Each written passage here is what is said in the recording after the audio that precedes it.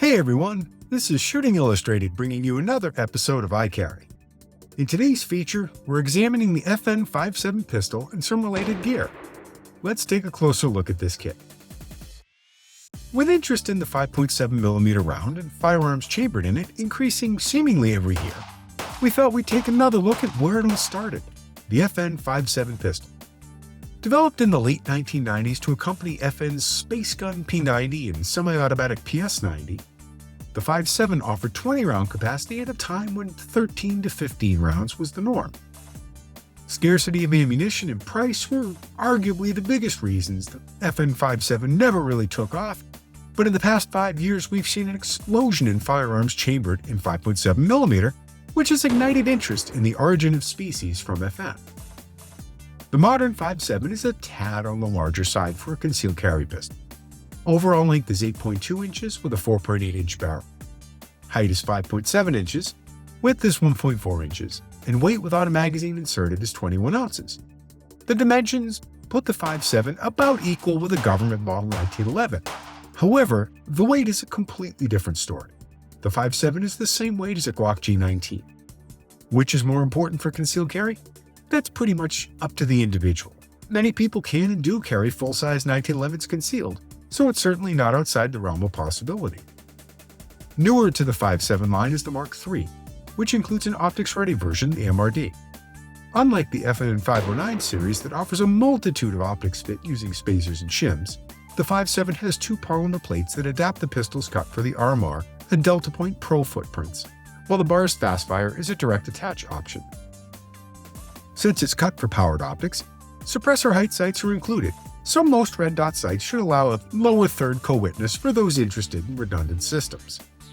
The 5.7 is hammer-fired, comes with a manual safety, and has texturing designed to mimic that of the FN 509. What then does the 5.7 offer over a 9mm chambered pistol, you might ask? And that's a solid question. For a long time, 5.7 by 28mm ammunition was hard to find and more expensive than 9mm, and while it's still not as common nor as plentiful, that is changing. Muzzle energy-wise, the difference between 9mm and 5.7 is fairly small, less than 10% difference between the two. What the 5.7 lacks in bullet weight, it makes up in velocity. Capacity is certainly a factor in the 5.7's favor. In the standard grip of the 5.7 pistol, 20 rounds fits snugly. To get that much 9mm in a handgun requires either an overly large pistol or an extended magazine. Another thing to consider, especially given the events in the past 5 or so years, is that 9mm tends to be one of the first calibers to disappear off shelves in times of strife. That alone might be worth considering the 5.7mm cartridge. To carry the 5.7, we've opted for an outside-the-waistband option from ANR Design. Its standard outside-the-waistband holster offers a simple, sandwich-style Kydex holster with single-screw retention adjustment, polymer belt loops, and ride height adjustment.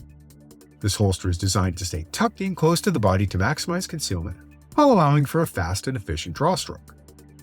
Although this is considered a standard holster, ANR Design still offers quite a bit of customization. Standard outside-the-waistband holsters can be ordered for pistols with certain weapon lights attached, color and pattern can be varied, and the type of belt attachment can also be selected.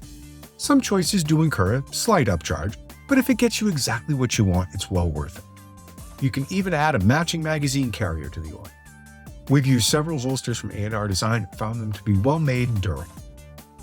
The last part of today's kit is a new for 2024 release from FN America.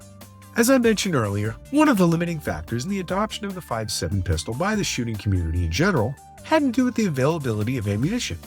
In the first few years of the 5.7's existence, ammunition was scarce and costly. In recent years, though, the rapid release of new firearms in this caliber have brought more options to the table, including these two new options from FN. The GUNR ammo, meant for practice, is a 40-grain full metal jacket offering meant to be comparable to FN's existing SS-197 SR ammunition. Prices are quite reasonable, $26.99 per box of 50 rounds, which is barely more than 9mm practice ammunition these days. On the defensive side, the DFNS ammunition offers a 30-grain jacketed hollow point bullet that the company claims meets FBI standards in independent testing. This is also quite affordable, with a 50-round box retailing for $39.99. We tested both of these new rounds for reliability and experienced no malfunctions in our testing.